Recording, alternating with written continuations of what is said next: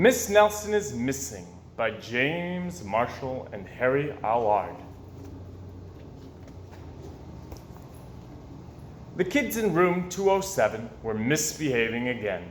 Spitballs stuck to the ceiling. Paper planes whizzed through the air.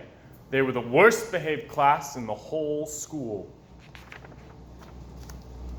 "Now, settle down," said Miss Nelson in a sweet voice.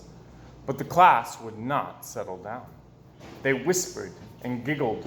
They squirmed and made faces. They were even rude during story hour. And they always refused to do their lessons. "Something will have to be done," said Miss Nelson. The next morning, Miss Nelson did not come to school. "Wow!" yelled the kids. "Now we can really act up." And they began to make more spitballs and paper planes. "Today, let's just be terrible," they said.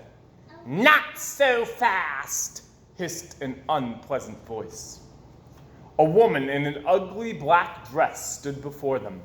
"I am your new teacher, Miss Viola Swamp." And she rapped the desk with her ruler. "Well, where's Miss Nelson?" asked the kids. "Never mind that," snapped Miss Swamp.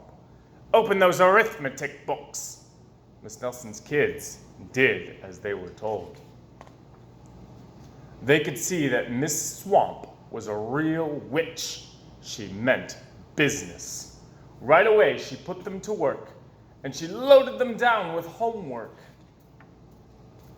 "We'll have no story hour today," said Miss Swamp. "Keep your mouths shut," said Miss Swamp. "Sit perfectly still," said Miss Swamp. "And if you misbehave, you'll be sorry," said Miss Swamp. Days went by, and there was no sign of Miss Nelson.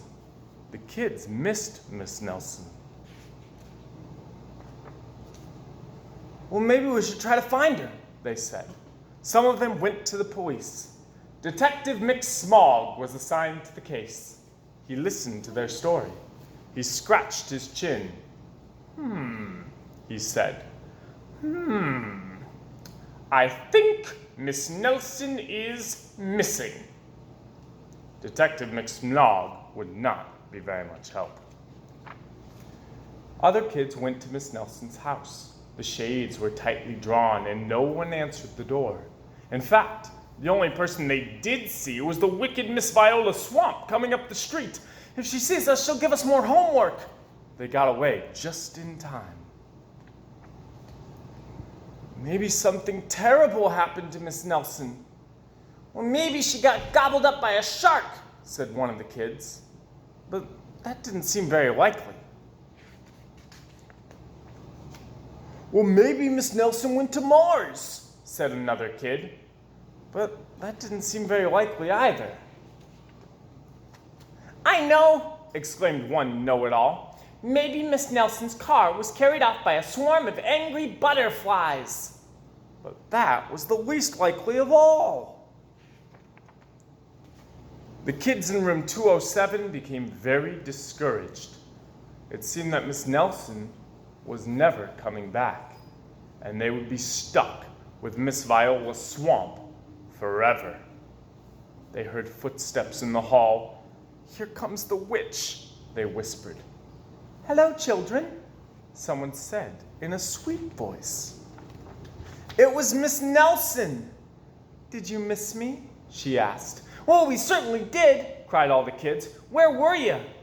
"Well, that's my little secret," said Miss Nelson. "How about a story hour?" "Oh, yes," cried the kids.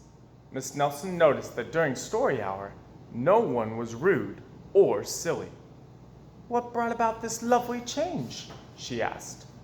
"Well, that's our little secret," said the kids. Back home, Miss Nelson took off her coat and hung it in the closet, right next to an ugly black dress. When it was time for bed, she sang a little song. "I'll never tell," she said to herself with a smile. P.S. Detective McSmog is working on a new case. He is now looking from Miss Viola's swamp. The end.